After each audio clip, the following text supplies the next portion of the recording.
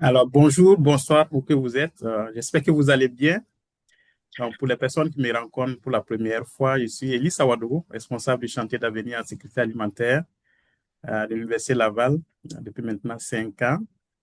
Alors, juste une petite parenthèse, le chantier en sécurité alimentaire, c'est une initiative phare de la haute direction de l'Université Laval pour contribuer concrètement et efficacement à faire reculer l'insécurité alimentaire sur la planète, donc à travers la formation, la recherche de solutions innovantes.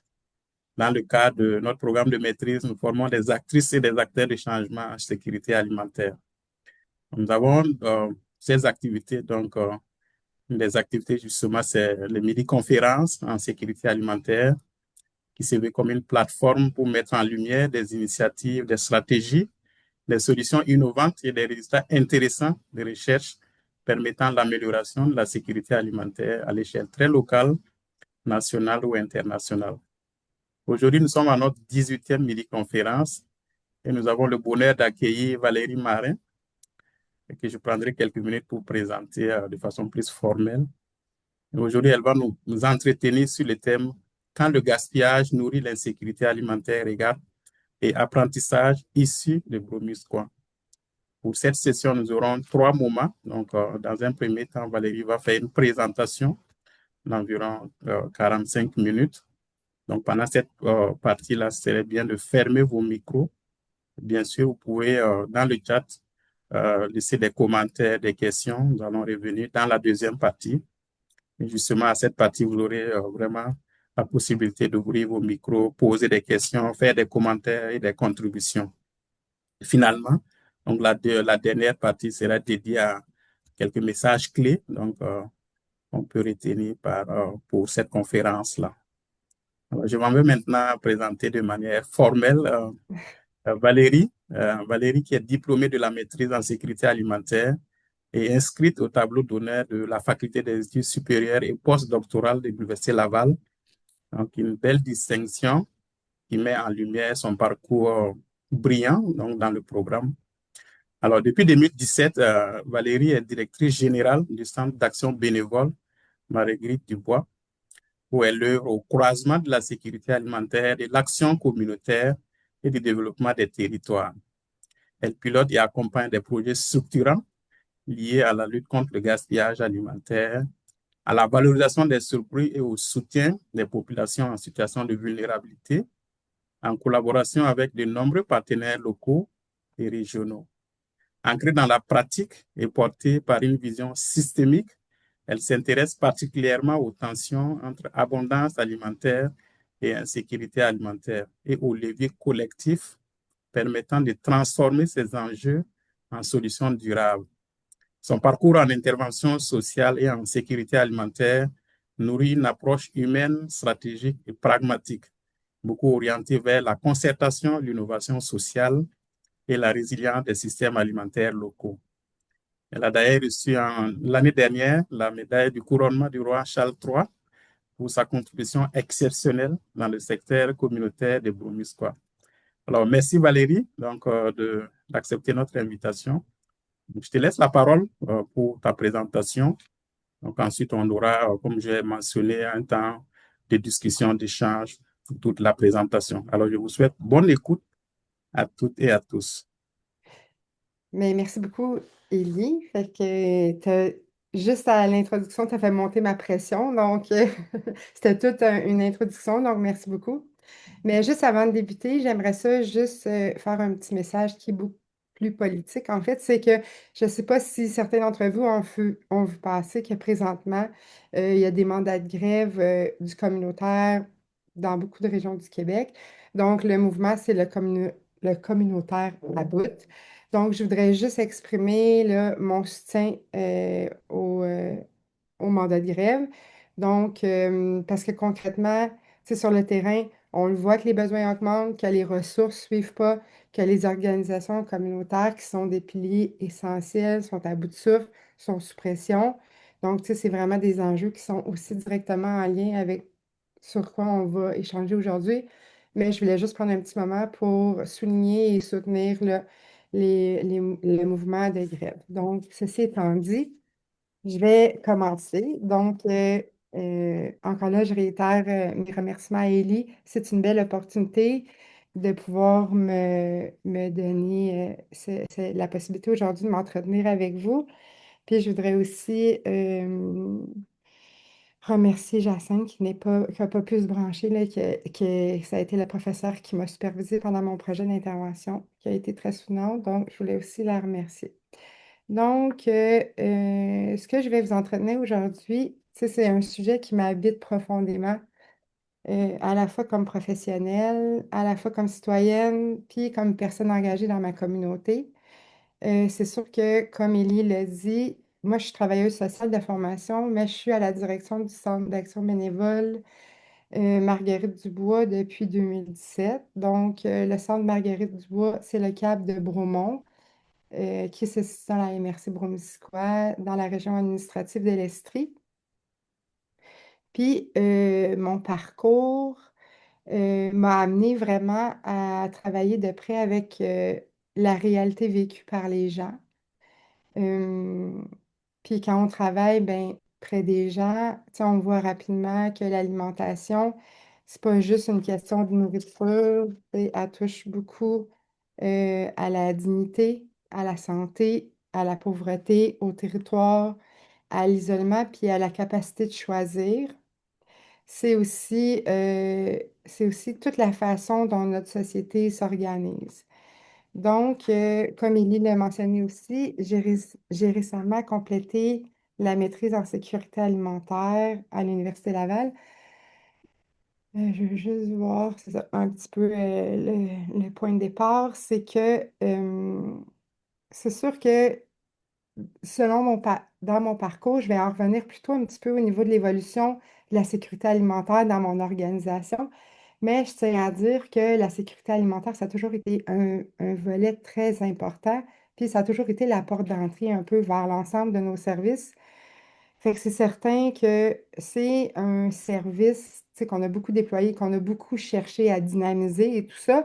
Donc, tout ça pour dire que l'envie de m'inscrire à la maîtrise n'est pas venue de nulle part parce que, tu sais, elle est vraiment née pour moi d'un inconfort parce que, tu sais, plus les besoins alimentaires augmentent, tu sais, plus je voyais tout ça, l'ampleur du gaspillage alimentaire, ben, tu sais, pour moi, ça faisait vraiment un décalage, mais qu'est-ce qui me dérangeait vraiment, c'était mes propres limites de compréhension. Donc, c'est pour ça que, tu sais, pendant longtemps, on agissait, on essayait, mais on était toujours dans une optique de répondre à l'urgence, tu sais on on n'avait pas le portrait, la vision d'ensemble, ni les outils vraiment euh, pour comprendre. Fait que c'est là que, tu sais, j'ai vraiment ressenti le besoin d'aller plus loin parce que, puis c'est ça qui m'a amené à entreprendre les démarches là, pour faire la maîtrise en sécurité alimentaire parce que c'était pas nécessairement de compiler des connaissances, mais vraiment plus de le vouloir, un vouloir personnel de transformer ma manière de voir le système, puis ma façon d'intervenir réellement dans mon milieu pour changer. Puis, c'est sûr que la démarche au complet, c'est quand même une démarche que j'ai fait à temps partiel. Fait que ça m'a pris quand même 2 ans et demi. C'est sûr que cette démarche-là, ça m'a vraiment apporté une lecture beaucoup plus large de la situation. Fait que, tu sais, non seulement, tu sais, on ne s'arrête plus à soutenir des personnes qui sont en situation de vulnérabilité, mais c'est vraiment tu sais, de voir le système. Tu sais, là, je vois comment les politiques publiques, comment les logiques économiques, comment le territoire s'organise, les infrastructures, tu sais, même les rapports de pouvoir.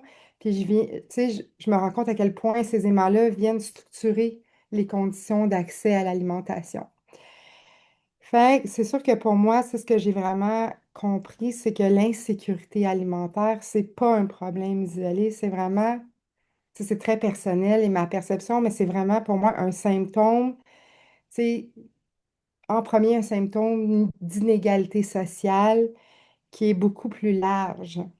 Puis, je trouve que la maîtrise, ça m'a vraiment apporté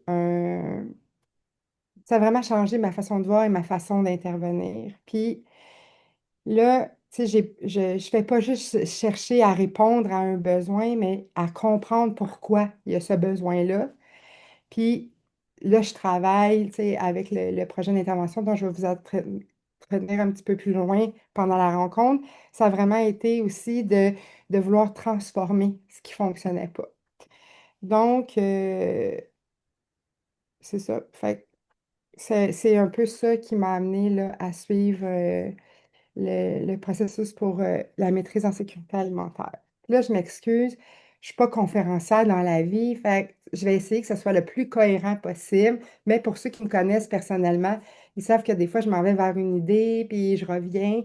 Donc, je vais essayer vraiment de faire ça le mieux possible. Pas de Donc, problème. voilà ce que je voulais dire.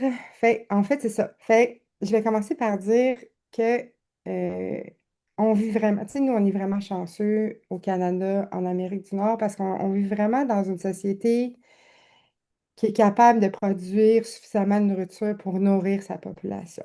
Puis là, je sais que M. Saint-Denis est branché, j'ai vu. Monsieur Saint-Denis, c'est notre lien avec les banques alimentaires Québec. Et puis, c'est ça, tous les années, les banques alimentaires Québec réalisent un portrait de la situation à chaque année. Puis ça se passe au mois de mars, donc c'est présentement. Donc, moi, je me suis plus fiée vraiment sur les années antérieures. Et puis, tu sais, les éléments clés qui ressortent de ça, c'est que bon, là, c'était 2024-2025. Tu sais, au Québec, il y a une personne sur cinq qui vit une situation d'insécurité alimentaire. Puis, en même temps, en parallèle, c'est que au Canada, tu sais, il y a quand même un pourcentage de nourriture qui est produite, puis qui est gaspillée et perdue. Et ça représente à peu près 21 millions de tonnes d'aliments qui sont gaspillés, perdus. Puis en fait, c'est que c'est pas tous des aliments propres à la consommation humaine. Si on parle de rejets agricoles et tout ça, mais dans l'ensemble, tu sais, proportionnellement, il y en a une grosse quantité qui est encore comestible, mais qui est simplement jeté.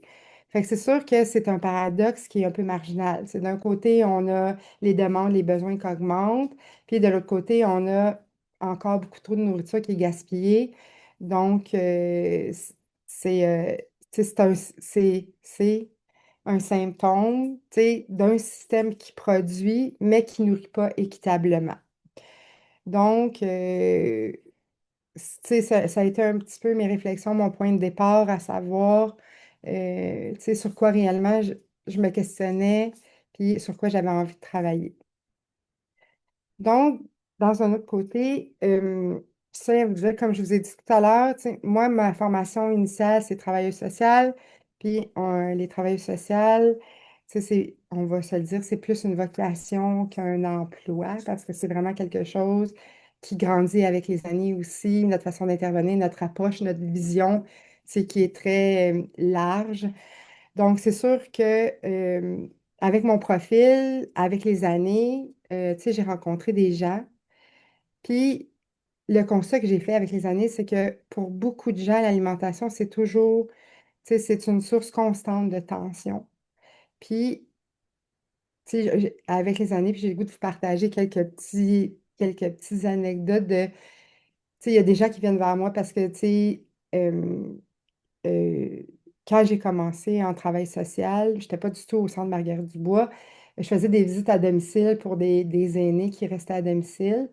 Et puis, j'avais une petite madame qui vivait reculée là, dans un petit village en bordure de Farnham.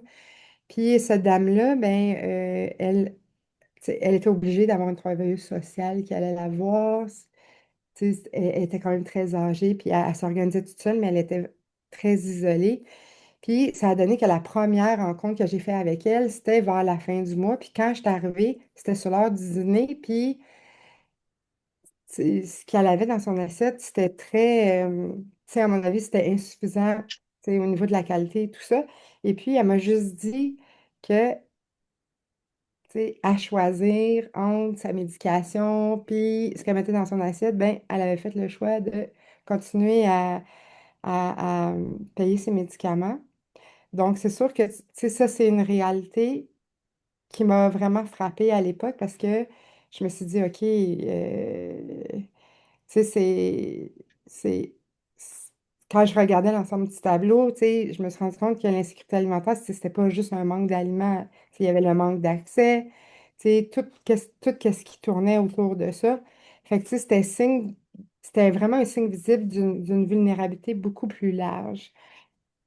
Puis pour en revenir un petit peu aussi aux échos que j'ai constamment dans le cadre de mon travail, c'est que, tu sais, on a beaucoup de familles, tu sais, qui réduisent la qualité de leurs aliments pour pouvoir payer leur loyer. Tu sais, il y a des personnes qui vivent seules, très isolées, comme je l'ai nommé un petit peu, qui habitent dans des secteurs reculés, que pour eux, aller faire l'épicerie, tu sais, ça devient une opération logistique, ça devient une opération économique, puis même parfois c'est émotionnel. Donc, c'est sûr que ça, c'est aussi le bagage que je traîne depuis des années qui ont motivé un peu mes intentions. Puis c'est là aussi où mon regard de travailleuse sociale, tu sais, rejoint ma réflexion en sécurité alimentaire parce que tu sais, on se rend compte que les enjeux vécus par les personnes, tu sais, sont presque jamais juste individuels. Tu sais, c'est vraiment, ça relève vraiment que c'est un enjeu de structure, tu sais, de rapport de force, d'inégalité, tu sais, de territoires plus ou moins accessibles, tu sais, puis d'un système plus ou moins cohérent. Fait qu'un peu, c'est un petit peu la réalité, là, tu sais, qui m'a permis de me positionner, puis c'est ce que je vois. Puis c'est des acquis qui se sont cumulés avec les années. Donc, je voulais aussi, là, comme je vous l'ai dit précédemment, je voulais vraiment qu'on puisse aussi parler de l'évolution de la sécurité alimentaire au centre Marguerite Dubois, parce que ça aussi, ça a beaucoup participé à mes réflexions. C'est sûr qu'au Centre d'action bénévole, la sécurité alimentaire, tu sais, on parle de, c'est une religieuse qui a parti le centre ici, puis ça a été le premier volet qui a été exploité, la sécurité alimentaire, parce qu'on sait que, tu sais, c'est une enveloppe budgétaire qui est la première à être coupée. Tu sais, on va s'assurer le loyer, on va s'assurer de tout. Fait que c'est sûr que ça a été euh, le premier service développé, puis ça a été aussi, c'est le plus utilisé, puis c'est vraiment une porte d'entrée pour l'ensemble de nos services. Donc, euh, c'est ça. Tu sais, au début, on était vraiment, tu sais, au niveau de répondre à des besoins fondamentaux. Mais c'est sûr qu'au départ, tu sais, la réponse était surtout, tu sais, de l'aide alimentaire, mais avec le canage qu'on recevait, on avait un peu de pain qui venait. Fait que c'est sûr que pour nous, la réponse tu sais, est vite devenue insatisfaisante au niveau de la qualité des aliments qui étaient remis aux gens.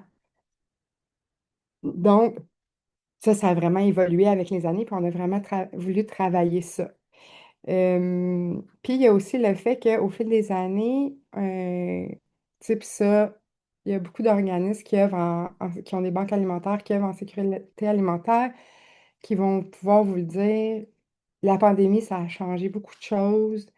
Mais c'est sûr que ça a augmenté. Depuis la pandémie, on a vraiment des augmentations à chaque année des demandes. Puis, je sais pas où est-ce que je m'en allais avec ça, mais je voulais juste vous dire que c'est ça. Oui, c'est ça. Puis, on a vu avec les années une nouvelle clientèle apparaître. Tu sais, avant, c'était vraiment des familles tu sais, qui étaient beaucoup plus vulnérables, tu sais, dans une précarité financière. Tu sais, on pouvait quand même, c'était quand même ciblé. Tandis que là, je dirais, là, depuis les 3 dernières années, on a de plus en plus de demandes de familles qui sont biparentales, qui travaillent, mais que là, ils ont besoin d'aide. Fait que c'est sûr que, tu sais, ça aussi, ça complexifie un peu là, tu sais, la logistique, nous, au niveau, les heures d'ouverture et tout ça. Fait que c'est sûr que pour nous, il y a une nouvelle réalité là, dans laquelle qu'on a dû prendre en compte. Puis encore là, ce qui a été discuté, ça a toujours été le fait que la sécurité alimentaire, elle ne fait pas juste être pensée comme une réponse d'urgence. Tu sais, il faut vraiment le penser comme une responsabilité collective, tu sais, territoriale et durable.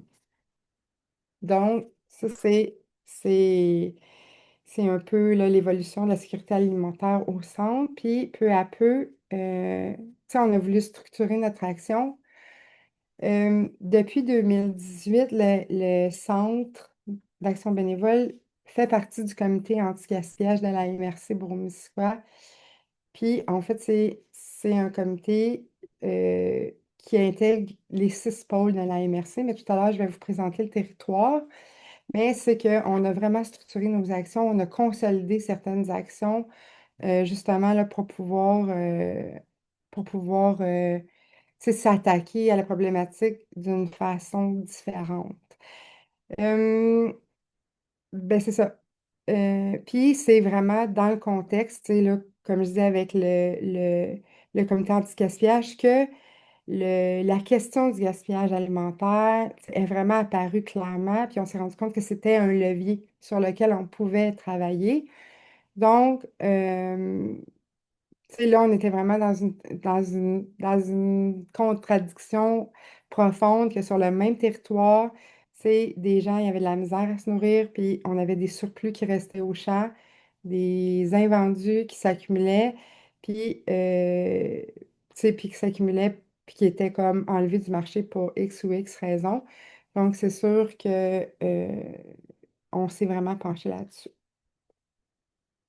Là, j'aimerais vous présenter le territoire dans lequel j'évolue. Ben, on évolue. Donc, en fait, pour ceux qui ne connaissent pas le territoire de Broumissisquoi, donc, juste des données vite, vite. Le territoire de Broumissisquoi, il est vraiment en frontière aussi avec les États-Unis. Donc, au sud, on a, comme vous voyez sur l'image, tu sais, au sud, on est collé sur les États-Unis.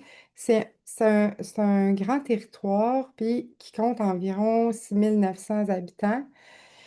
Et puis, la MRC Montmisquoi est divisée en 6 pôles. Vous avez le pôle du lac Bromont, qui inclut Brigham, il y a Cowansville, Sutton, Farnham et et Bedford. Et en fait, c'est que les pôles nommés, tu sais, ont la responsabilité des villes mitoyennes de leur territoire. Fait que dans le fond, l'ensemble du territoire est desservi.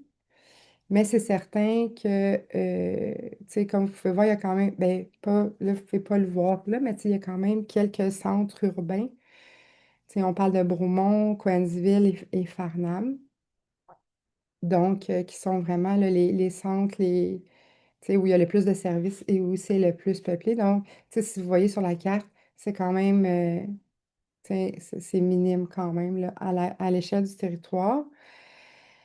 Une des particularités du portrait de Bromésiquois, c'est que on a connu vraiment une croissance très rapide de 2016 à 2021. Puis c'est une croissance de l'ordre de 11%.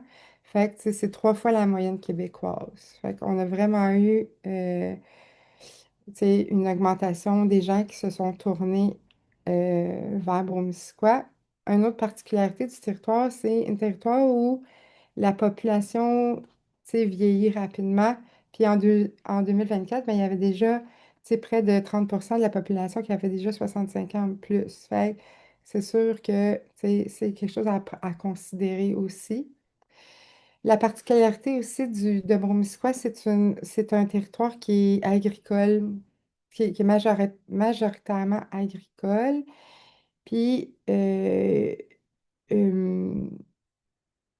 sais, la richesse agricole, elle s'appuie bien qu'elle soit très riche et abondante, tu sais, elle s'appuie sur des équilibres un peu fragiles, notamment, euh, on a une forte dépendance à la main-d'œuvre étrangère, saisonnière, dans plusieurs entreprises. Puis, comme je vous l'ai dit, avec l'augmentation des gens qui sont venus vivre en Bromisquois, tu sais, là, je vais lire le phénomène parce que je vais le massacrer sinon, là, mais on parle d'un phénomène de villégiature, urbanisation. Ça veut dire qu'il y a beaucoup de gens qui avaient des résidences secondaires dans Broumissisquoi, qu'ils en ont fait leur résidence principale.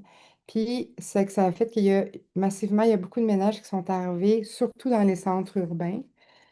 Puis en fait, c'est qu'une aussi grosse croissance démographique, mais ça accentue la pression sur les services publics, sur les infrastructures municipales, le logement, sur le transport, puis sur le tissu communautaire.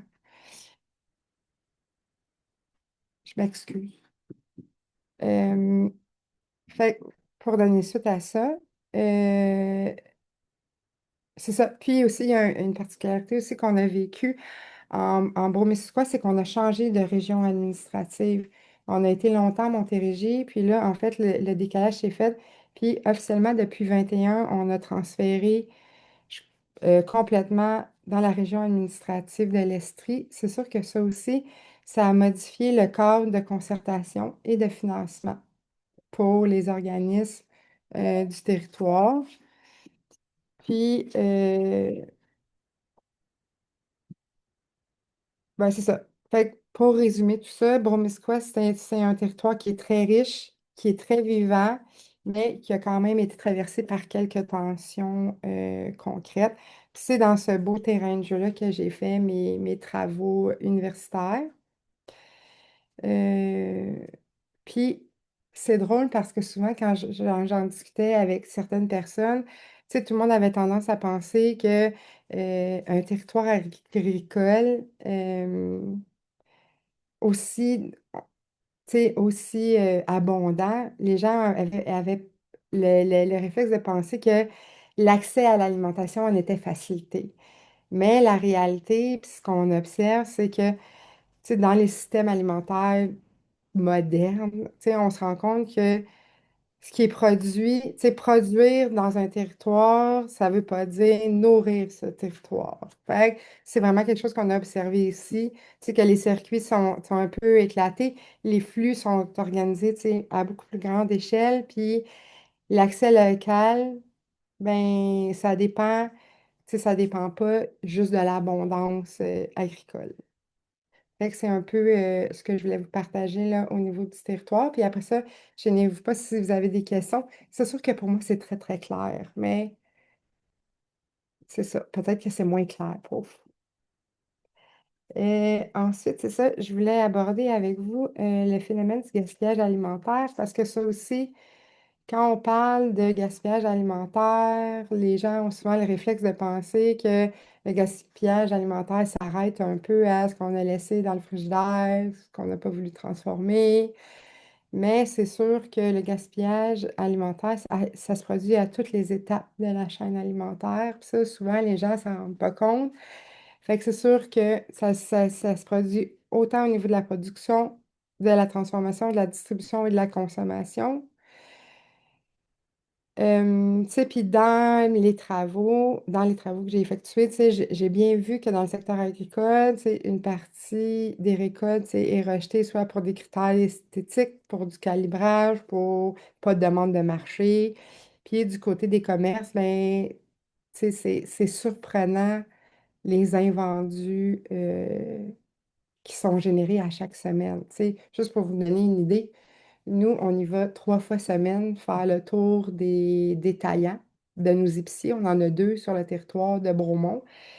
Puis c'est fou, là, à chaque semaine, la quantité de nourriture qui est destinée au site d'enfouissement et qu'on récupère. Tu sais, c'est vraiment impressionnant. Puis, tu sais, des fois, j'en discute, puis je dis aux gens, oui, venez voir quand c'est le temps, tu sais, parce que c'est des bénévoles qui s'occupent de ça. Venez faire du bénévolat, puis voir. Puis souvent, les gens sont choqués de voir la quantité, parce que de le nommer, de voir des chiffres, c'est une chose, mais de le voir visuellement, c'est vraiment autre chose. Puis, fait que c'est ça, tu sais, au niveau des commerces, des épiceries, puis souvent au niveau de la transformation, ben, tu sais, c'est soit le gaspillage se produit plus autour de la production ou de la rotation, là, si les produits ne sont pas vendus, s'ils sont restés trop longtemps en entreposage. Puis, bien entendu, là, comme je l'ai dit au début, ben, ça se produit aussi à la consommation. C'est les pertes domestiques. C'est dans les foyers, mais des fois, c'est une mauvaise planification ou une mauvaise gestion des stocks qui fait que les gens perdent leurs aliments. Surtout, tu sais, je tiens à souligner qu'en fait, là, Le gaspillage, c'est pas un problème de comportement individuel, tu sais, c'est vraiment un problème de structure. Notre système alimentaire, il est vraiment organisé pour produire en abondance. Tu sais, on travaille à réduire beaucoup les risques de rupture de stock dans les étalages d'épicerie. Euh, Puis, tu sais, on veut vraiment répondre à des logistiques économiques et commerciales. Fait que c'est sûr que l'abondance qu'on vit en Amérique, ben, au Canada, tu sais, c'est pas accidentel, là. C'est une abondance qui est programmée, qui est voulue. Donc, c'est sûr que le problème, ben, c'est ça, c'est que quand l'abondance devient des surplus, puis quand on mélange ça à des mécanismes qui sont inadéquats, ben là, c'est là qui a donné vie à mes réflexions et mes travaux, c'est de dire, tu sais, autant de surplus, autant de besoins, donc pourquoi est-ce qu'on n'est pas capable de rejoindre les deux? Je voudrais aussi faire ah mais là, je suis désolée, j'aurais dû la passer d'abord, j'ai sauté mon diapo que j'avais préparé pour expliquer l'origine des pertes. Mais il y a aussi certains que j'ai oublié de dire aussi, c'est que, tu sais, même au niveau des organismes communautaires qui font de la transformation, mais c'est sûr qu'il y a aussi des pertes qui se font parce que on manque d'infrastructures adéquates, puis on manque aussi d'entreposage, puis de modes de conservation. Puis il y a aussi une faible coordination entre les acteurs du système, mais ça, je vais y revenir plus tard, l'explorer davantage, parce que c'est sûr que c'est aussi un phénomène qui est bien présent et bien important. Donc, au niveau de l'insécurité alimentaire, ben, c'est sûr que l'insécurité alimentaire, ben, ça, c'est pas si simple. Tu sais. Ça veut pas juste dire ne rien avoir à manger. Ça veut vraiment dire que, ben, ça veut dire aussi que des fois, les gens font des choix. Ils réduisent la qualité au- pour avoir une quantité. Ils réduisent la variété aussi.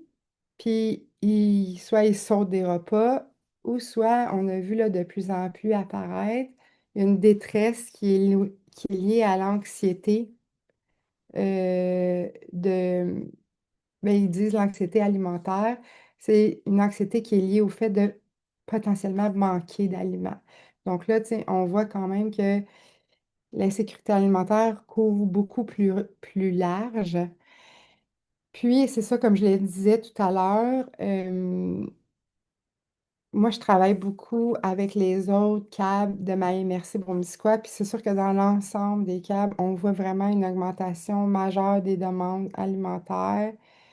Puis, tu sais, ce qu'on a eu comme retour, c'est vraiment que cette progression-là est vraiment collée à plusieurs facteurs. C'est comme, tu sais, depuis quelques années, le taux d'inflation. On a vu aussi dans Bromisquois une hausse importante, mais je pense que c'est à l'ensemble du Québec, mais on a vu que les hausses du coût du logement aussi, ça a été un enjeu vraiment. On voit aussi que les salaires ne suivent pas nécessairement. Puis des fois, il y a certaines précarités dans certains emplois, tu sais, les emplois saisonniers. Nous, on vit dans une MRC où il y a aussi beaucoup d'emplois saisonniers. On a aussi un enjeu de vieillissement de la population. Ça signifie aussi qu'il y a beaucoup de personnes âgées qui sont isolées.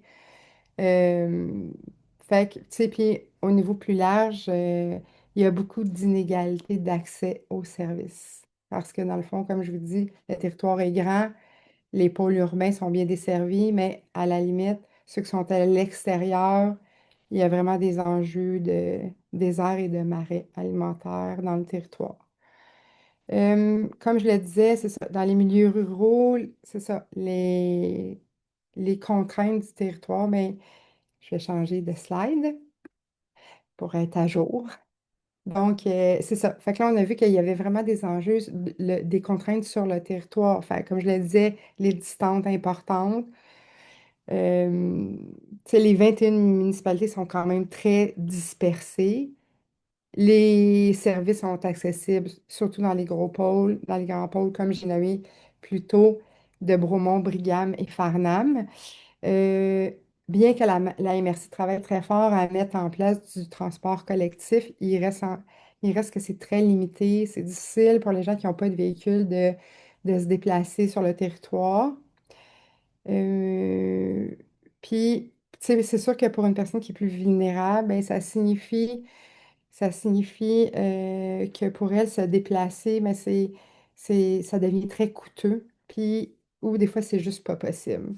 Donc, ça amène aussi le fait que les organismes communautaires qui répondent aux besoins des populations plus vulnérables, mais eux aussi, tu sais, ça fait que ça augmente les coûts les coûts de logistique pour les organismes qui desservent ces populations-là.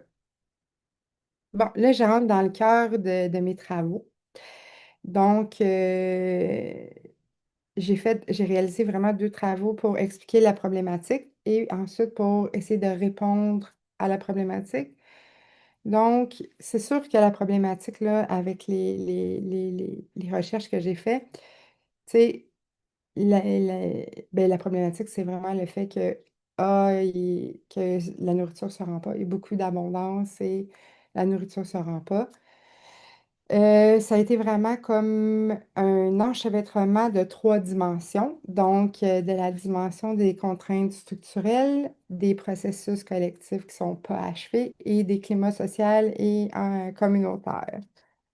Donc, je vais commencer avec les contraintes structurelles. Donc, c'est sûr que, bon, il y a un petit peu de répétition aussi parce que ça reste que c'est les enjeux qui ont été le plus marquants. Puis les contraintes structurelles, sont vraiment à la base. C'est sûr que l'inflation alimentaire, les revenus insuffisants pour certains ménages, la pression du logement, la dispersion du territoire, le manque du transport collectif, le vieillissement, tout ce qu'un peu que j'ai nommé dans mes résultats, mais c'est sûr que ça, c'est vraiment les contraintes structurelles sur lesquelles, tu sais, tu sais, qu'il faut se pencher. Puis non seulement, j'ai rajouté aussi dans les contraintes structurelles toute l'organisation aussi au niveau des organismes communautaires qui font de la récupération. Donc, il y avait surtout, ce que j'ai relevé, c'est vraiment au niveau des infrastructures. Tu sais, on a peu ou pas de chambres froides, peu ou pas de chambres congélateurs. Les cuisines, ben, les cuisines collectives ou les cuisines de transformation restaient très au bon vouloir de l'organisation qui s'en occupait. Euh, tu sais, on a peu ou pas de véhicules réfrigérés.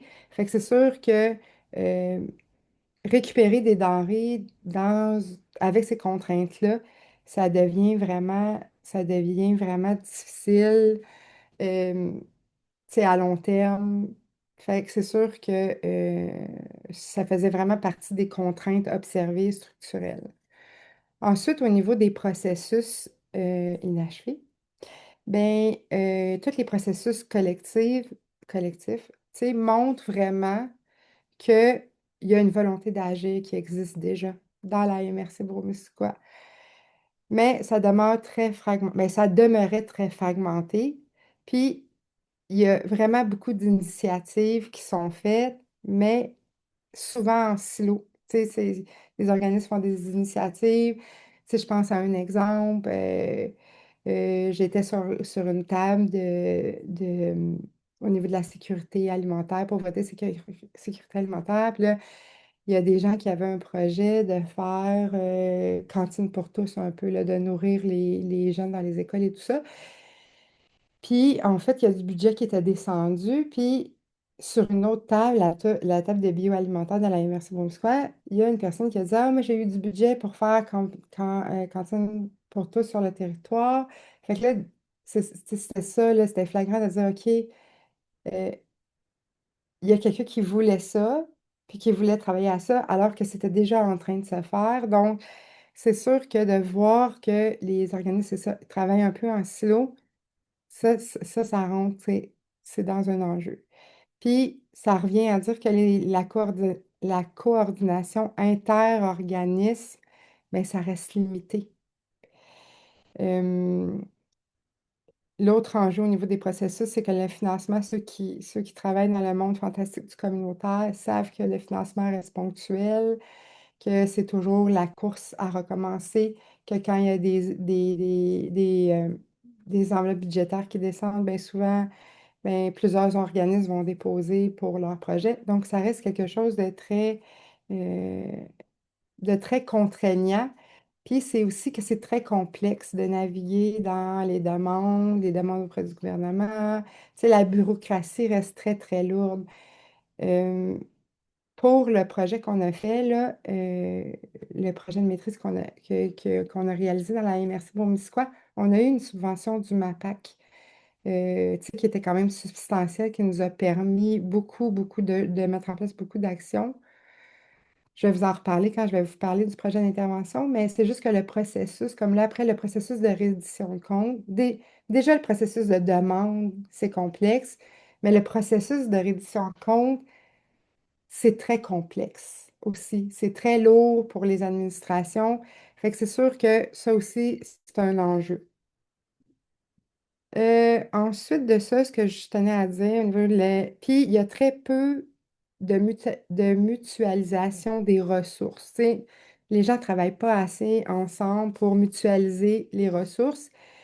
Puis, ce que j'ai relevé aussi, c'est que l'implication des producteurs ou des détaillants est encore très incomplète. Puis, c'est au bon vouloir de tous et chacun de vouloir participer. Puis, souvent, c'est un travail à recommencer qui est constant, de rencontrer les différents partenaires. Donc, c'est sûr que ça aussi, ça alourdit. Euh, Fait à la lumière de ces processus collectifs-là qui sont inachevés, mais le résultat qu'on a constaté que c'est vraiment qu'une partie importante des surplus, elle échappe toujours à la redistribution parce qu'on n'a pas les moyens d'y avoir accès. Bon, le dernier axe que je voulais vous parler, c'est le climat social et communautaire. Je ne vais pas m'éterniser parce que je l'ai nommé d'entrée de jeu.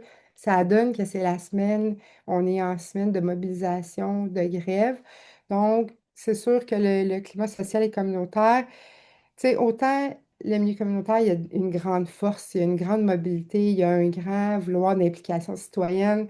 Mais euh, c'est quand même très fragile. C'est des systèmes qui sont très lourds euh, par la fatigue du milieu communautaire, la surcharge du milieu communautaire, puis souvent la précarité d'être capable de mobiliser assez de bénévoles, de les maintenir, parce que c'est sûr que tout ça, c'est possible grâce à des bénévoles. C'est juste je vais revenir sur les résultats du projet d'intervention, mais vous allez voir que ça a mobilisé quand même beaucoup d'heures bénévoles, beaucoup de bénévoles. Donc, c'est sûr que tout ça amène le fait que, euh, avec tous les enjeux que ça amène, ben, ça amène une grande précarité puis une grande fragilité. Je voulais parler aussi de quelque chose aussi que j'ai remarqué qui est quand même très important, c'est au niveau du jeu des acteurs puis des enjeux de gouvernance. Euh, D'avoir navigué là-dedans, d'avoir travaillé avec la MRC, tu sais, de voir comment les systèmes s'organisent, mais il n'y a personne, tu sais, il y a personne aujourd'hui qui détient la responsabilité de coordonner l'ensemble des initiatives dans notre système, dans le système alimentaire de Broumissquoi. Tu sais, que ce soit les municipalités, les organismes communautaires, les institutions publiques, les producteurs, les commerces, tu sais, les grands organisateurs de redistribution. Tu sais, chacun joue son rôle, mais personne prend le leadership, tu sais, qui va faire que non, non, on va travailler tous ensemble. Puis, ça a créé, moi, ce que j'ai remarqué, c'est qu'il y a un vide au niveau de la gouvernance. Puis ben, ça fait que ce vide-là, ben, il minimise la capacité d'histoire à transformer ses surplus en opportunités collectives. Mais je tiens à dire que, tu sais,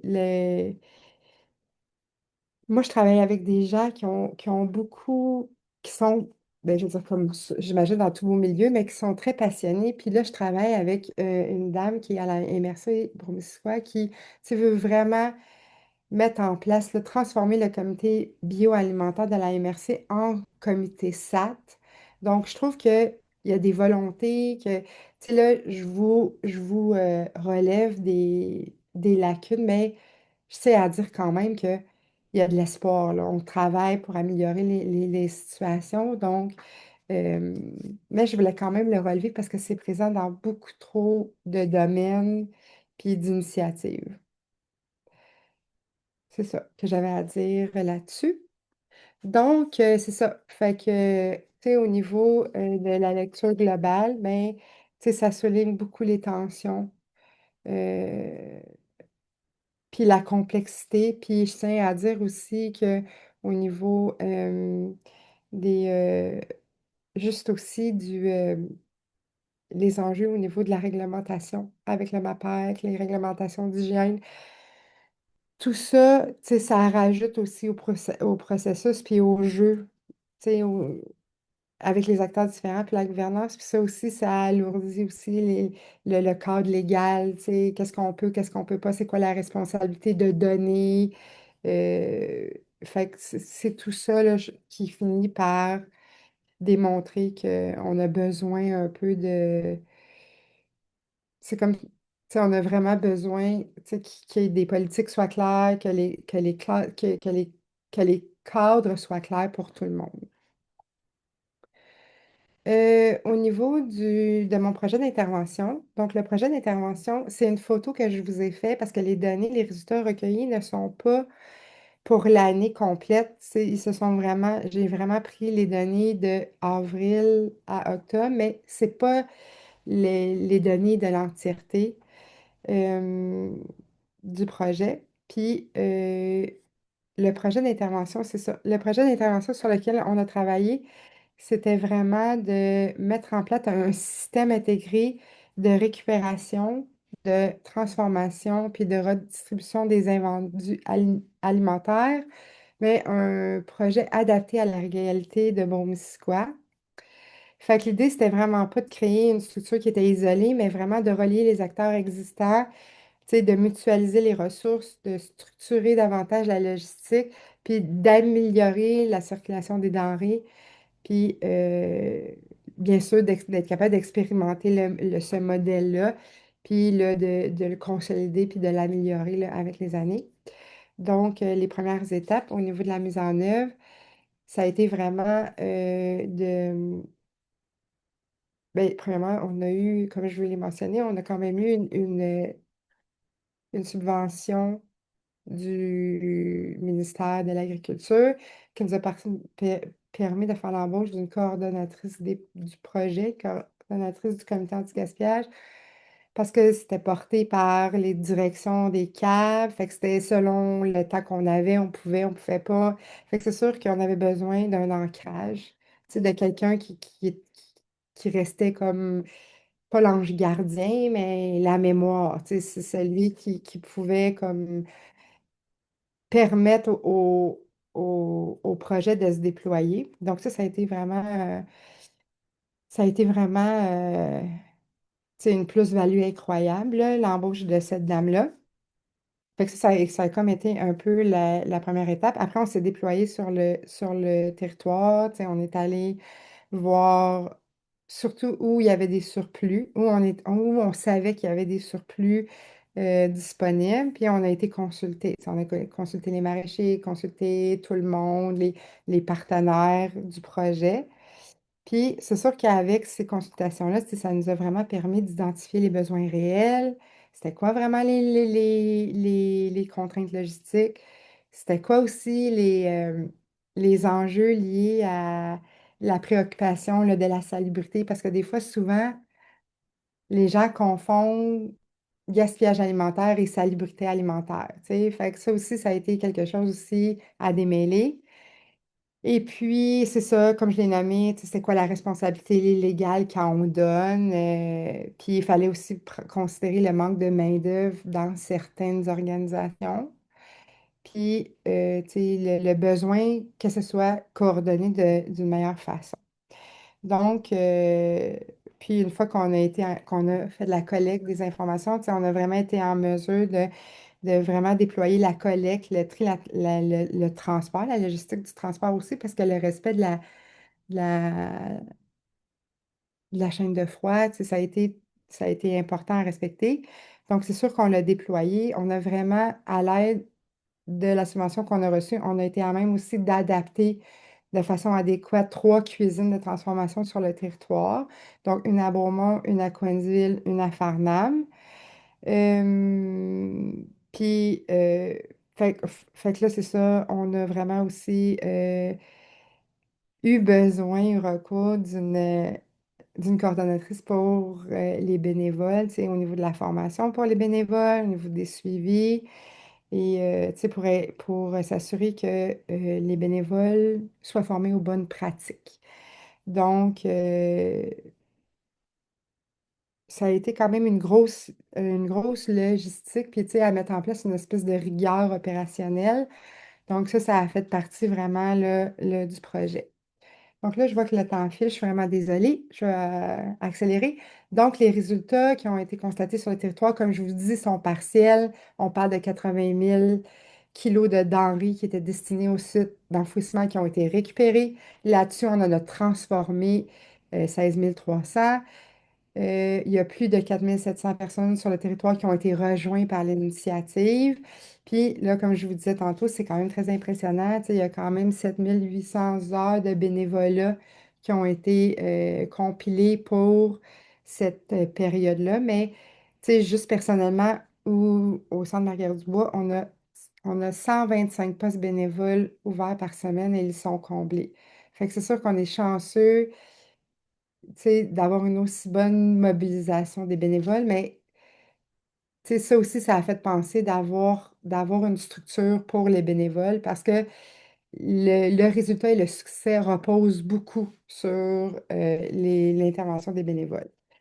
Ensuite, au niveau des impacts, ben c'est ça, les impacts qu'on a notés, c'est on a vraiment amélioré l'accès à l'alimentation, tu sais, on a augmenté la qualité des aliments. C'est juste pour vous dire, une petite anecdote comme ça, tu sais, nous, ils font la sauce à spaghetti, ils font les soupes, ils font tout. Puis, tu sais, au début, quand ils faisaient ça, les gens faisaient comme, oh non, tu sais, je vais prendre celle que je connais en pot.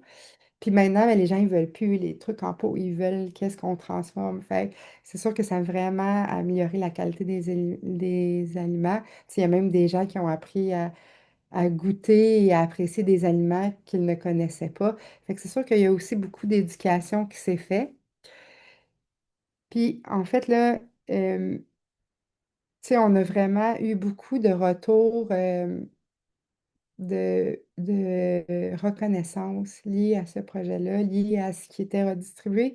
Fait que c'est sûr que pour nous, ben, ça montre que, tu sais, on n'a pas juste fait de la redistribution, tu sais, on est allé dans une forme de dignité alimentaire, tu sais, on est allé dans l'éducation, dans la valorisation, puis dans la création de liens sociaux, dans le plaisir de manger, puis, tu sais, beaucoup de gens se sont appropriés aussi leur alimentation. Donc, je voulais aussi revenir sur le volet transformation alimentaire parce que ça aussi, ça a vraiment été, tu sais, on s'est rendu compte que ça a vraiment été un levier stratégique. Parce que dans le fond,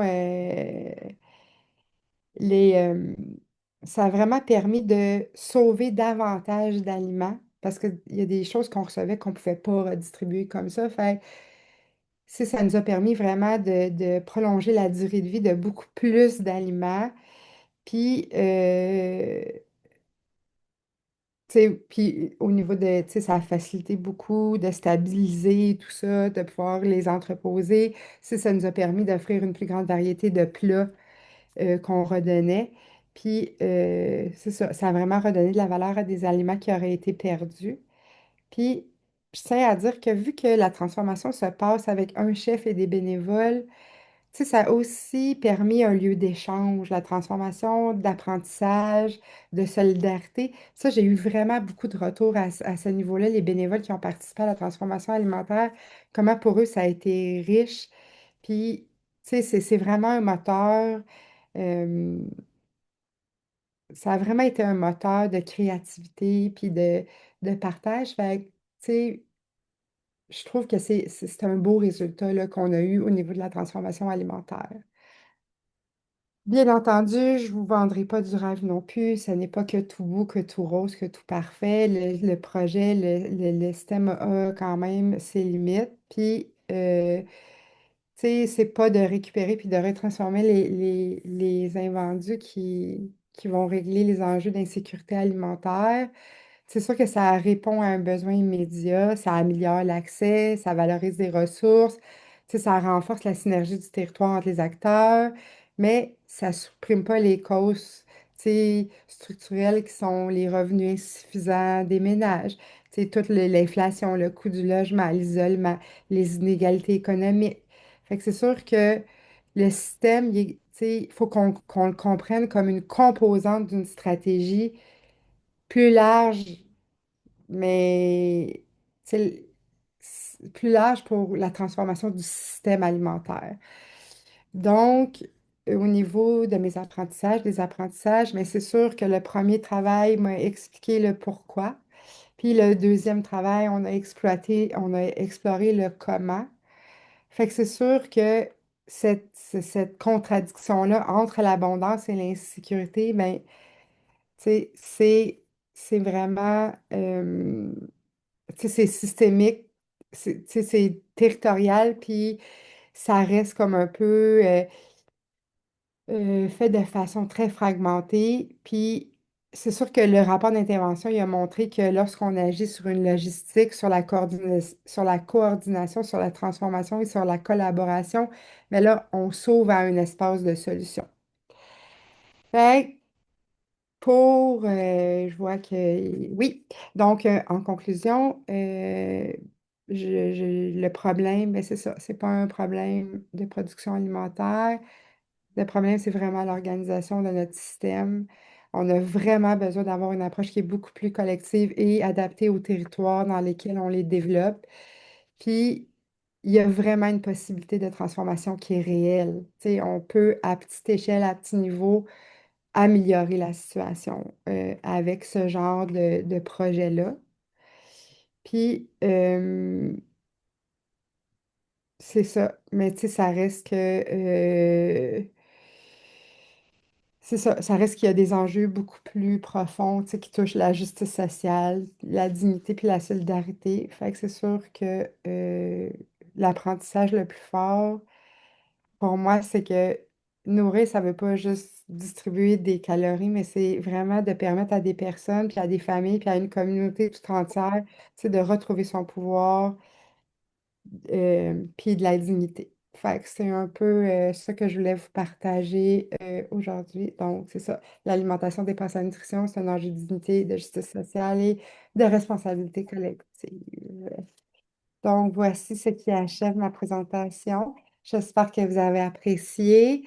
C'est sûr que vous avez été comme mes cobayes parce que c'était la première fois que je donnais réellement ça. Donc, merci beaucoup de votre patience et de votre écoute. Donc là, je laisse Élie reprendre la parole et reste disponible pour répondre à vos questions. Excellent, excellent. Merci beaucoup, Valérie. Merci pour cette présentation vraiment détaillée.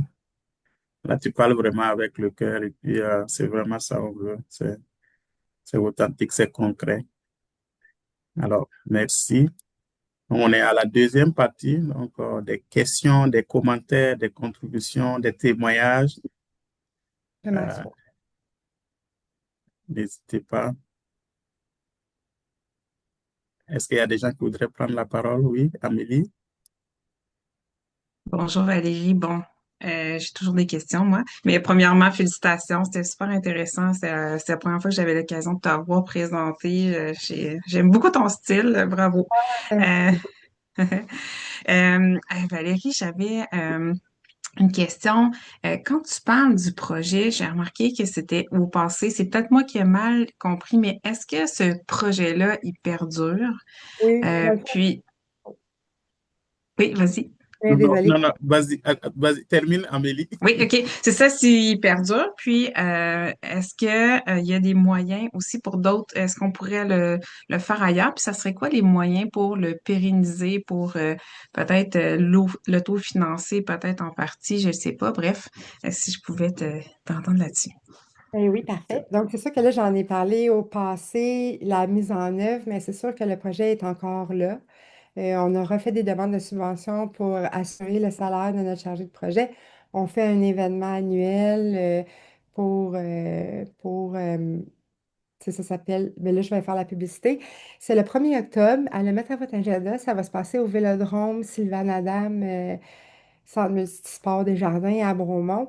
Dans le fond, on a le souper se fait, c'est animé par Denis Gagné. Puis notre chef invité qui monte le repas, c'est Louis-François Marcotte. Et on a aussi une personne de Beaumont qui fait les desserts, Mélanie Bouliane, Puis en fait, là, c'est ça, on fait vraiment un souper où on met à l'honneur l'anti-gaspillage, puis ça nous sert aussi de levée de fonds. Puis on a quand même, tu sais, il y a quand même une opportunité, puis là, il y a quand même un engouement pour la sécurité alimentaire, fait qu'il y a quand même beaucoup de subventions qui descendent en ce lien.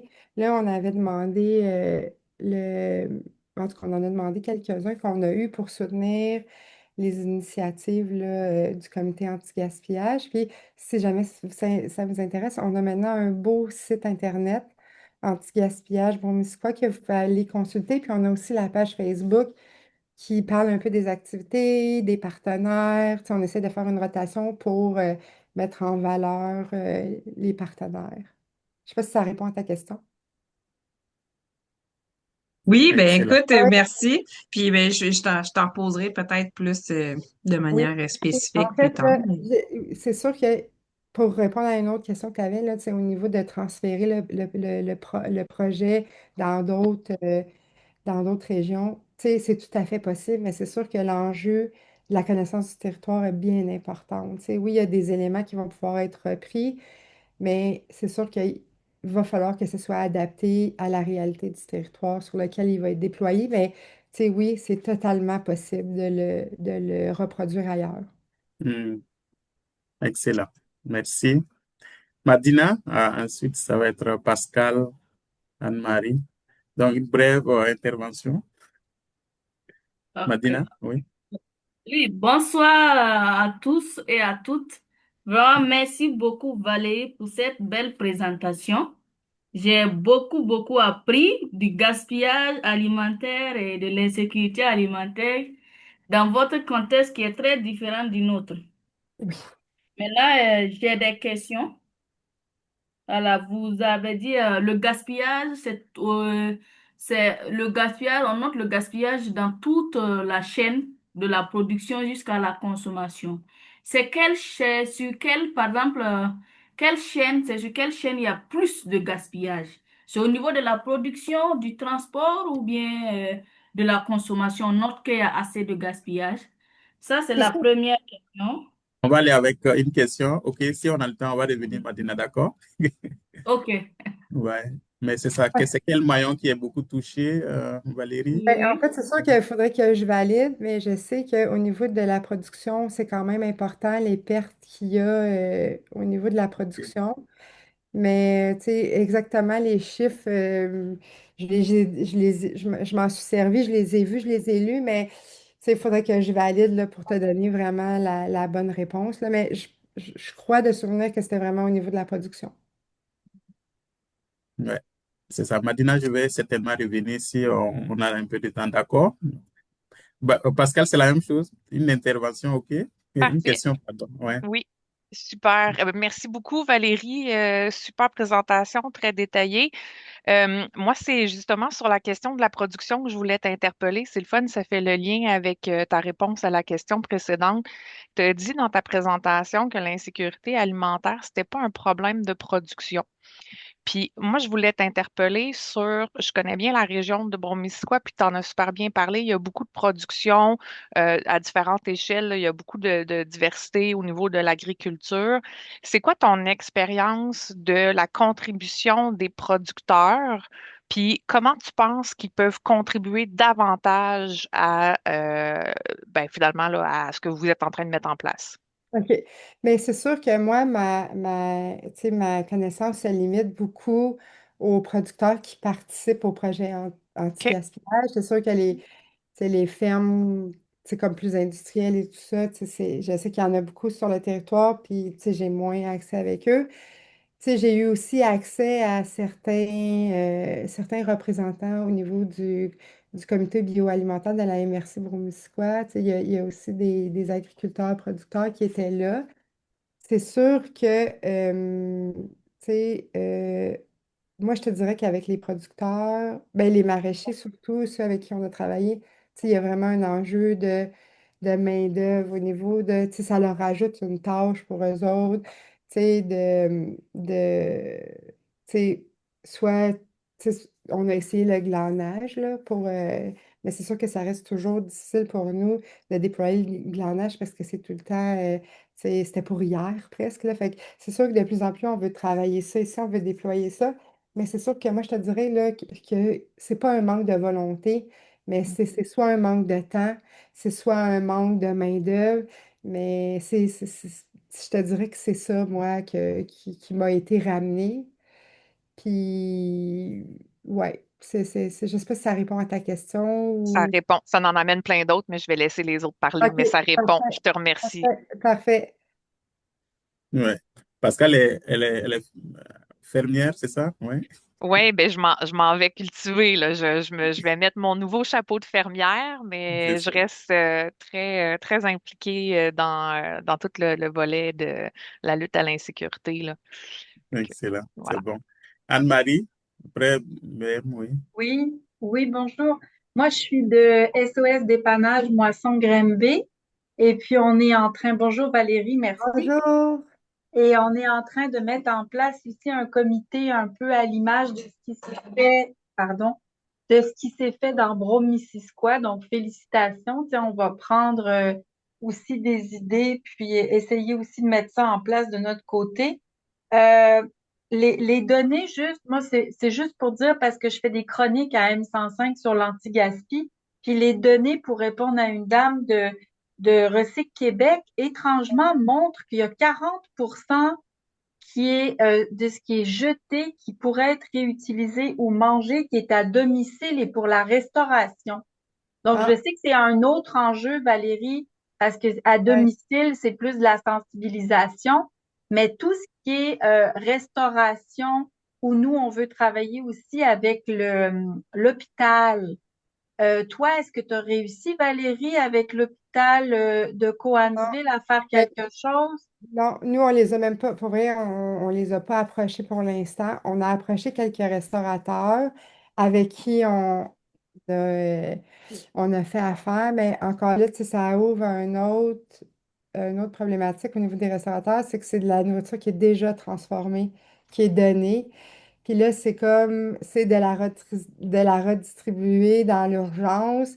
Mais c'est sûr que ça amène un enjeu de plus là, avec les restaurateurs pour, en tout cas, nous, dans le comité anti-gaspillage, mais tu sais, on a quand même, des fois, on a des retours de certains restaurateurs qui nous donnent qu'on arrive à redistribuer rapidement, mais Mhm. c'est plus difficile, tu sais, au niveau de l'organisation. Puis comme je te dis, non, l'hôpital, écoute, je ne sais même pas si on y avait pensé de contacter Oui, mais c'est ça, il y l'hôpital. a quand même beaucoup de choses, il paraît, qui sont jetées, mais encore une fois, tu as raison, c'est des choses qu'il faut donner assez rapidement. Moi, j'ai une dernière question sur le levier politique. Tu disais, c'est au bon vouloir, tu sais, des partenaires ou des épiciers s'ils y participent. Est-ce qu'il y a d'autres leviers? Il n'y a aucun levier politique ou réglementaire qu'on peut aller chercher? Mais là, présentement, il y a quand même, tu sais, au niveau du provincial, il y a deux partis. Il y a Joël Arsenault du Parti québécois qui a déposé un projet de loi sur le gaspillage en avril 2024. Puis là, j'ai vu là, que, genre, début, mi-mars, il y a Québec solidaire aussi, là, je me souviens plus la personne qui l'a déposé, mais qui a aussi déposé un projet de loi sur le gaspillage alimentaire. Moi, on a eu l'honneur de recevoir la visite de la ministre fédérale Marjorie Michel de la Santé, la ministre fédérale de la Santé qui est venue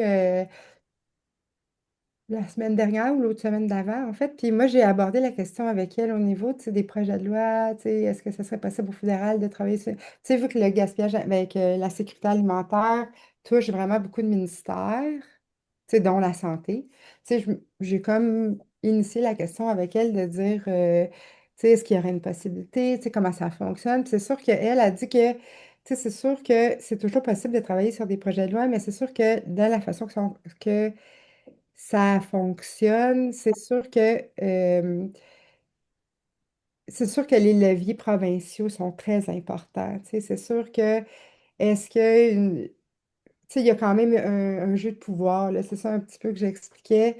Fait que c'est sûr que, tu sais, tout est à faire, mais présentement, là, à part au cas de, dans voyons, au niveau du Québec, il y a une réglementation que c'est la loi du bon samaritain, là, qui protège la personne qui donne de toute bonne foi et tout ça. Mais pour l'instant, il n'y a pas de cadre ici, aucun cadre au niveau du gaspillage. C'est pas régi par personne. Mais écoute, probablement Ça que va venir. Ouais, ça va venir parce que c'est sûr que c'est dans l'air, tu sais. ouais. Merci. De rien. Excellent, merci. Donc, BM, après Siméon, après Joël.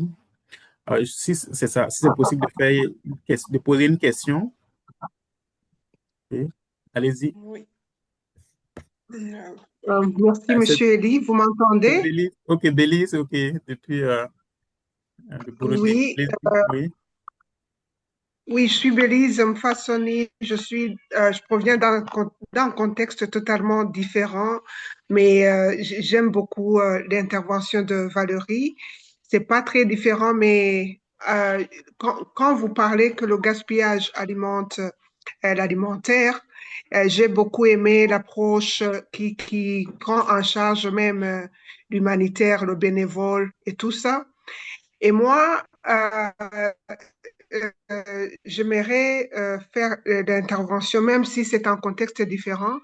On remarque sur nos chaînes de valeur aussi en Afrique, au Burundi, Afrique de l'Est, qu'il y a aussi des gaspillages à plusieurs niveaux. Déjà, au niveau post-récolte, au niveau production, quand on n'arrive pas, ce qu'on appelle déchets, qui peut aussi être recyclé.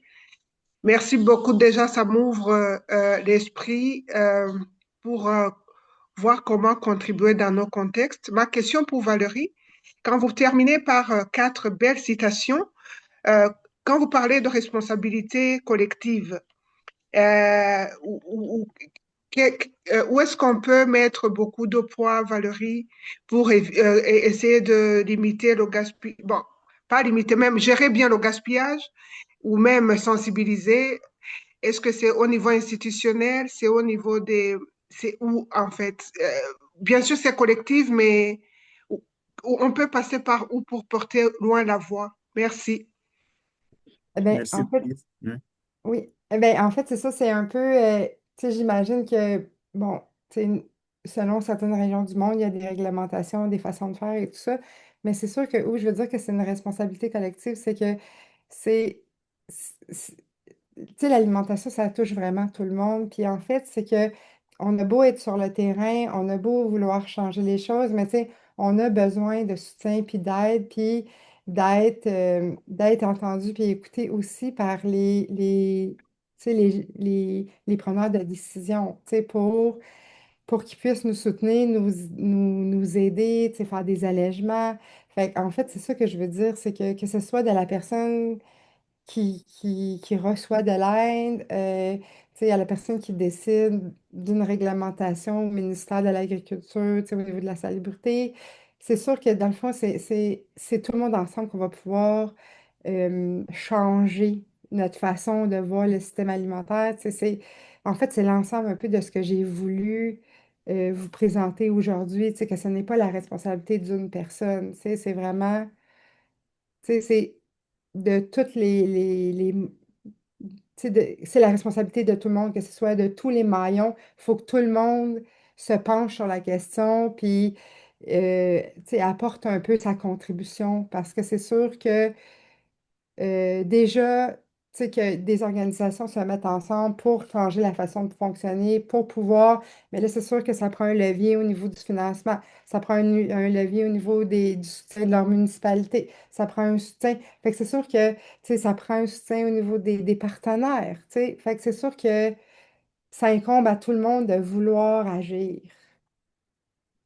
Hmm. Chacun doit faire sa part. Ouais, Exactement. ouais. Siméon, très rapidement. Oui, merci à Valérie pour sa présentation. Euh, Euh, tu- moi, vous pouvez augmenter juste un peu le volume. Ouais. oui, je remercie Valérie pour sa présentation. Je ne sais pas si vous me recevez. Oui. OK. La question que moi, je m'avais posée, notamment sur le gaspillage alimentaire, là, dans les centres bénévoles de distribution des aliments, j'aimerais savoir euh, quel mécanisme pensez-vous mettre sur pied pour assurer la qualité des aliments qui sont distribués à ceux qui sont dans le besoin. Est-ce que, par exemple, euh, les acteurs qui travaillent pour distribuer ces aliments-là, notamment les bénévoles dont vous parlez, est-ce qu'il y a un mécanisme, par exemple, pour euh, leur prodiguer de conseils ou bien des formations sur les bonnes pratiques d'hygiène? Comment faites-vous quand même pour assurer la qualité des aliments que le consommateur ou ceux qui sont dans le besoin euh, consomment? Hmm. Voilà la question. Je ne sais pas si c'est compris. Oui. Oui. Mais Merci, Siméon. Ouais. en fait, c'est sûr que nous, on a le ministère de la Santé, le ministère de l'Agriculture, qu'on appelle ici le MAPAC, qui oblige, mettons, les organisations qui font des demandes de permis à correspondre à certains critères. Fait que c'est sûr que les personnes responsables doivent avoir une formation sur l'hygiène et la salubrité des aliments. Fait que c'est sûr qu'il y a toujours un responsable qui est avec les bénévoles pour s'assurer que la qualité des aliments qu'ils envoient, tu sais, sont beaux. Puis c'est certain que, c'est ça, les bénévoles, ils ont comme une petite formation au niveau de la cuisine. Puis c'est sûr que, tu sais, ils vont arranger des légumes qui sont moins beaux, tu sais, ils vont les portionner, tu sais, ils vont les envoyer. Mais c'est sûr qu'ils sont toujours supervisés par quelqu'un qui a reçu la formation obligatoire. Puis en fait, lui, il s'assure du suivi, puis de, pas la, tu sais, de s'assurer que la réglementation est respectée. Mais c'est ça, je sais pas si ça Hmm. répond un peu à ta question. Ouais. Excellent, c'est bon. Joël, très rapidement. Ensuite, il y a une question de Alexia dans le chat.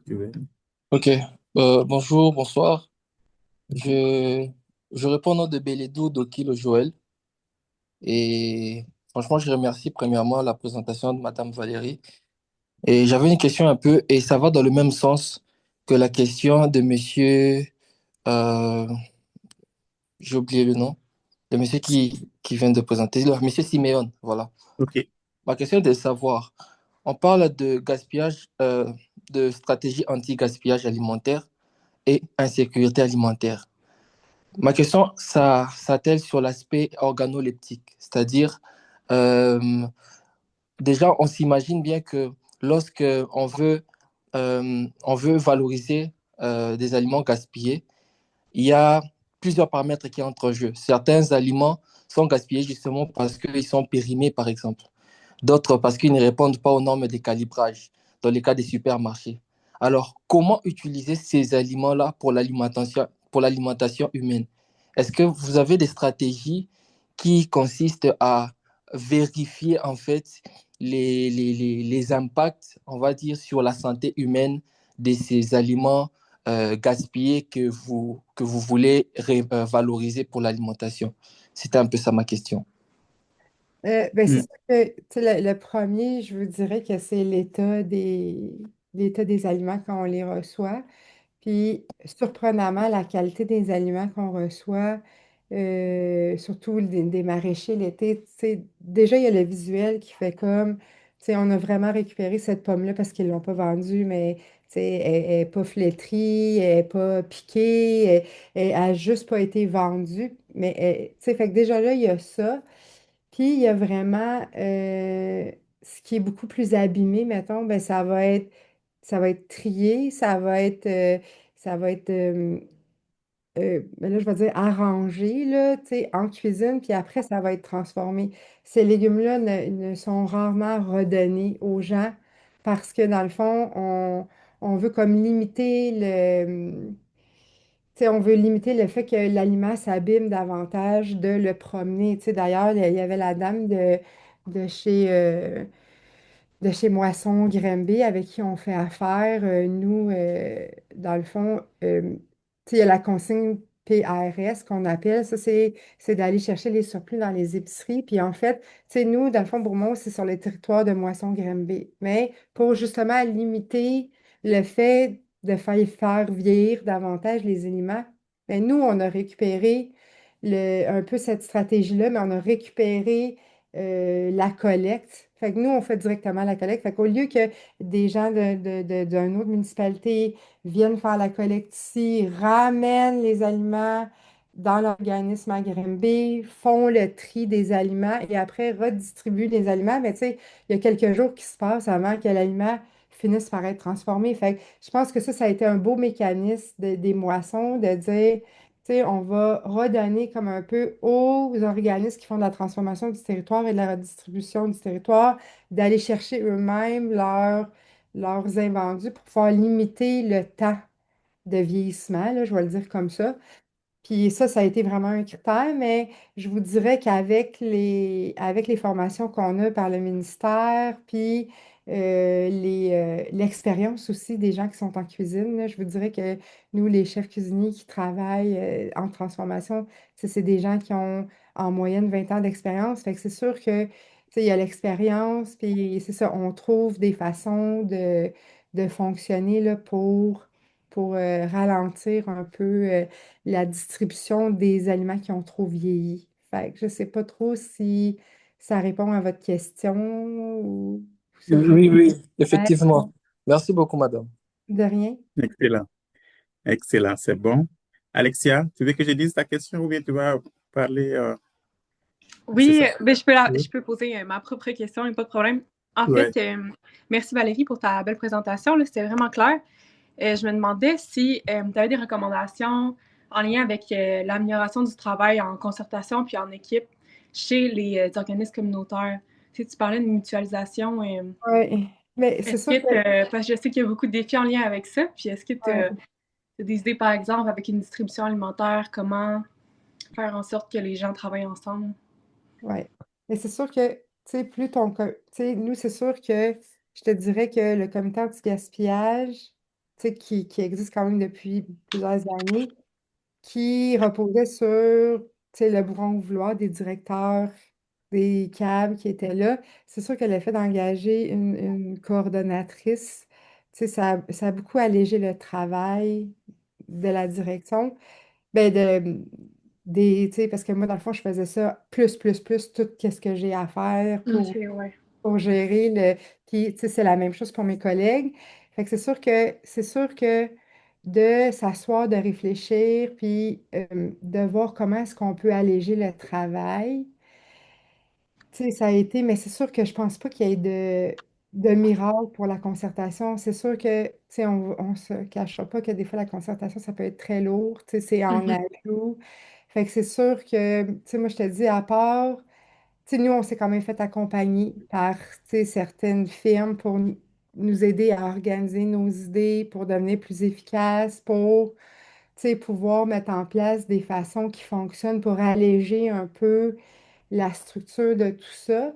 Mais c'est sûr que quand il y a un joueur majeur dans la concertation qui va prendre le lead, tu sais, moi, je pense que le fait qu'on ait engagé quelqu'un qui a pris le lead de ça, ben, ça évite qu'on tourne en rond, ça évite qu'il y ait, tu sais, trop de chefs, tu sais, quand il y Mhm. a trop de chefs, ben, c'est difficile de fonctionner. Fait que je pense, pour moi, qu'il y a une personne qui a pris le lead de la concertation.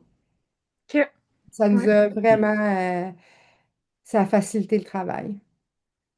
Ça fait effectivement beaucoup de sens. Merci, Valérie. Excellent. Merci. Pas d'autres questions? Je sais que c'était avec plusieurs autres questions. Peut-être que ce que je peux permettre, Madina, très rapidement, une deuxième question. Pascal aussi, si possible.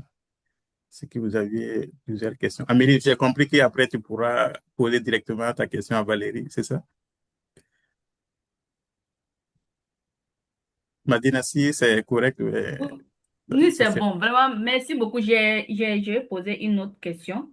C'est au niveau de la méthode. Elle a dit que le gaspillage est un problème de structure. Bon, je n'ai pas bien compris. Parce que OK. si vous dites structure, pour moi, c'est les infrastructures, l'organisation. Bon, moi, je trouve une part de responsabilité personnelle, hein. Par exemple, des gens qui choisissent délibérément de lécher ce légume par rapport à l'autre, dû à sa forme et autres. Bon, c'est plus, il y a aussi une part il y a aussi une responsabilité personnelle. Je ne sais pas ce que vous en pensez. Ben, en fait, c'est ça, comme je l'ai nommé, tu sais, ce n'est pas que une responsabilité individuelle dans le sens où, tu sais, oui, c'est vrai que tu sais, moi-même, tu sais, ici, on a des magasins en gros, là, c'est ça, puis j'en ai, là, des amis qu'eux autres, dans le fond, tu sais, ils achètent, tu sais, ils sont trois chez eux, mais ils achètent quand même une quantité beaucoup plus grande que ce qu'ils consomment, puis là, finalement, la date de péremption est passée, puis ils jettent. Oui, c'est sûr que ça, c'est un enjeu d'éducation, puis notre portée, à part sensibiliser, tu sais, il n'y a pas grand-chose à faire, mais moi, je parlais plus tu sais, dans un autre niveau, de dire que c'est un enjeu de structure, c'est comment nos systèmes sont organisés complètement. C'est sûr qu'on doit vivre une réalité qui est complètement différente, mais comme je l'exprimais, ici, on est dans un mode de... On produit en abondance, on permet aux gens, tu sais, de consommer de façon, tu sais, tu sais, nous, on peut manger des fraises en plein mois de février. Là, tu sais, il y a quelque chose de très, tu sais, on est dans un système qui est pensé pour, euh, ça génère ça. En fait, on est dans un système qui génère du gaspillage. Fait que c'est ça que je veux nommer en disant que c'est un problème de système. C'est comment notre système de consommation est organisé. Tu sais, l'enjeu est beaucoup plus que la personne qui va gaspiller dans son frigidaire, c'est que tout est fait pour qu'on puisse gaspiller. Fait que, tu sais, c'est ça que je veux dire que c'est un enjeu au niveau de la structure du système. Puis en plus, c'est que tout ce qui pourrait être mis en place pour soutenir ou aider, ben, il y a des lacunes. Fait que, euh, c'est c'est ça. C'est pour ça que je dis que c'est une responsabilité collective. Tu sais, en fait, c'est comme un peu on tourne en rond. Fait que Mhm. je sais pas si ça Ouais. répond à ta question. J'ai vu des pouces, Oui, c'est oui, pas vraiment, merci beaucoup. Ça m'a bien éclairé. De excellent. rien. Pascal, c'est bon? Oui, vas-y. Ouais, merci Élie de me redonner la parole, là. J'ai regardé mes petites notes, puis j'ai rebrassé ça dans ma tête. Puis Valérie, j'ai le goût de te poser une question un petit peu plus philosophique là, en lien avec justement, tu sais, quand tu viens d'en parler, là, on vit au Canada puis au Québec dans une consommation industrielle, alimentaire, omniprésente, là. Il y a des restaurants partout, il y a de la malbouffe partout, il y a des emballages, il y a toutes sortes de tout qu'est-ce qu'on veut manger dans les épiceries puis partout. Puis tu l'as dit, tu sais, malgré ça, les gens vivent de l'insécurité alimentaire. Puis, tu as parlé de la période pandémique, tu sais, où les gens se sont tous tournés un peu vers l'autosuffisance, là, qui est redevenue à mode, puis le jardinage, puis, tu sais, les Ouais, gens c'est sont cool. revenus un peu à la source, à la base de l'alimentation. Est-ce que tu as l'impression que les efforts qui seraient mis en soutien, puis encore là, j'aime pas le mot soutien, puis j'aime pas le mot encouragement non plus, parce que ça nous garde les producteurs locaux, les producteurs agricoles dans un système qui est comme marginal, parce qu'il est comme en décalage avec l'abondance puis les supermarchés, tu sais. Fait que là, il y a comme toujours une espèce de lutte ou de dichotomie entre acheter du local versus acheter du industriel. Puis moi, je vois un parallèle avec l'insécurité alimentaire, puis j'ai l'impression que les gens, si tout le système, comme tu dis, puis la structure était plus orientée vers de la production sur le territoire, là, tu as dit quelque chose de super beau dans ta présentation. Tu as dit produire dans un territoire, ça veut pas dire nourrir ce territoire. Ouais. Ben, tu sais, si chaque territoire qui a le potentiel puis la capacité de nourrir sa population, ben, c'était d'abord et avant tout comme ça que les choses se faisaient, puis qu'on déconstruisait notre système commercial. Ouais. Est-ce que ça, tu penses que ça soutiendrait plus la sécurité alimentaire de ces territoires-là? Mais c'est sûr que la résilience alimentaire passe par là. Tu sais, les véritables héros, pour vraiment se le dire, c'est les agriculteurs, les producteurs. Parce que vous êtes à la base. Il n'y a pas Mm. vous autres, rien, il y a pas il y a rien. Fait que c'est sûr que tu sais, où je disais, tu sais, c'est pour revenir à la question d'avant, de dire tu sais, que c'est la structure qui est mal faite, c'est Mm. comme, moi, je parlais avec un détaillant, là, un métro, un gars de métro, qui m'expliquait que lui, il est pénalisé s'il achète du local. Parce qu'ils ont des rabais de gros, d'acheter de la maison mère. Fait que c'est sûr que, Ben tu oui. sais, ils ont une latitude de 4 à 10% de pouvoir Ben vendre. oui. Si moi, je fais des radis cet été, là, je peux les vendre jusqu'à 3 $ la botte si je les vends direct à mes voisins de radis. Mais si je les vends à un métro ou un maxi, ils me paiera jamais plus qu'une pièce pour. C'est ça. Fait Mais qu'au tu sais, final, c'est qui va vivre de l'insécurité alimentaire? C'est le producteur agricole.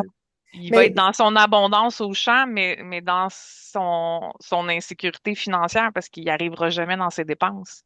oui, Hmm. mais c'est ça un peu, tu sais, c'est tout ça qui est mis à jour, tu sais, de dire que le système, pour C'est vrai, le clair. système, il est mal fait parce que dans le fond, tu sais, on prend pas soin, tu sais, comme là, on a commencé le... Toi, t'es-tu dans la MRC quoi? Non, là, je suis en banlieue de Québec. Ah, OK. Parce que sinon, tu sais, il y a vraiment... tu sais, nous, on est en train de travailler à développer un comité SAP en Mhm. Mais c'est ça que ça Bromissisquoi. prend partout, je pense. Exactement, c'est ça. Puis, tu sais, j'étais allée la semaine dernière, il y avait un colloque SAT de l'Estrie.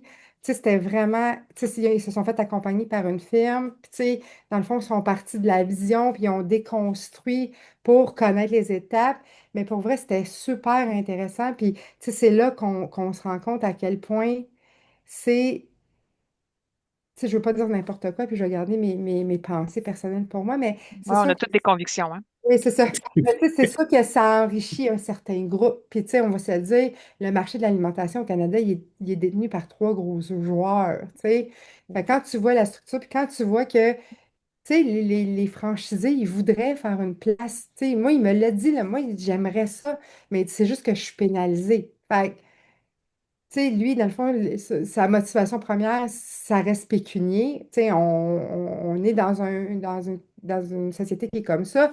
Mais c'est sûr que c'est ça, quand je dis que la structure, c'est le système qui est mal fait. Tu sais, c'est là que nos gouvernements devraient faire comme, bon, là, tu sais, on a pensé à notre idée. C'est là que les municipalités, les conseils des maires devraient faire comme, bon, ben, tu sais, parce que je sais que les municipalités, là, puis là, je veux pas dire n'importe quoi, ils ont une latitude dans les lois au niveau des systèmes alimentaires de leur territoire. Tu sais, comme nous, Bromont, on a un programme Ville nourricière. Tu sais, on travaille. Puis je sais que dans la Mhm. MRC, il y a 9 municipalités qui ont commencé le programme de Ville nourricière. Mais c'est de dire, OK, mais comment on peut avoir des leviers?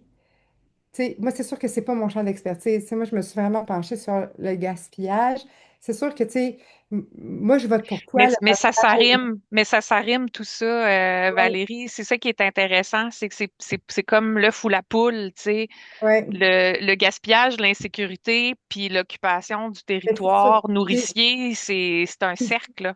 Et puis c'est sûr que nous, qu'est-ce qui est ressorti aussi à la dernière table de sécurité euh, voyons, sécurité alimentaire, pauvreté, c'est la détresse des agriculteurs, la Ben oui. détresse psychologique des agriculteurs de notre territoire. Tu sais, il y en a beaucoup qui ont levé la main, qui ont dit on n'a pas de support, on est épuisé.